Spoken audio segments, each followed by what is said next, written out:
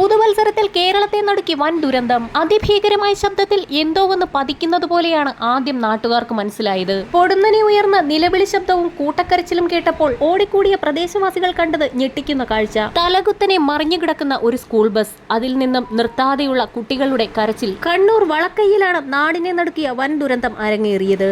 School bus മറിഞ്ഞുള്ള അപകടത്തിൽ ഒരു കുട്ടിക്ക് ജീവൻ നഷ്ടമായി. നാട്ടുകാർ ചേർന്ന് ബസ് നിവർത്തിയെടുത്തപ്പോഴാണ് കുട്ടി അടിയിൽ പെട്ടുകിടക്കുന്നത് കണ്ടത്. ബസ്സിനടിയിൽപ്പെട്ട കുട്ടിക്കാണ് ജീവൻ നഷ്ടമായിരിക്കുന്നത്. ഒരു കുട്ടിയുടെ നില ഗുരുതരമായി തുടരുന്നു. ബസ്സിലുണ്ടായിരുന്ന 15 കുട്ടികൾക്ക് പരിക്കേറ്റു. ഇതിൽ ഒരു കുട്ടിയുടെ പരിക്ക് ഗുരുതരമാണ്. ഗുരുതരമായി പരിക്കേറ്റ കുട്ടിയെ കണ്ണൂരിലെ ആശുപത്രിയിലേക്ക് മാറ്റി. മറ്റു കുട്ടികളെയും ആശുപത്രികളിലേക്ക് മാറ്റിയിട്ടുണ്ട്. കണ്ണൂർ വളക്കൈ പാലത്തിന് സമീപത്ത് വെച്ച് ഇന്ന് വൈകിട്ട് 4:30 ബസ് നിയന്ത്രണം വിട്ട് മറിഞ്ഞത്. സ്കൂൾ വിട്ട ശേഷം കുട്ടികളുമായി പോകുന്ന ബസ്സാണ് അപകടത്തിൽപ്പെട്ടത്. കുറുമാത്തൂർ ചിന്മയ സ്കൂളിലെ ബസ്സാണ് അപകടത്തിൽപ്പെട്ടിരിക്കുന്നത്. ഇറക്കത്തിൽ നിയന്ത്രണം വിട്ട് മറിയുകയായിരുന്നു. അപകടം നടന്ന ഉടനെ നാട്ടുകാർ ചേർന്നാണ് രക്ഷാപ്രവർത്തനം നടത്തിയത്.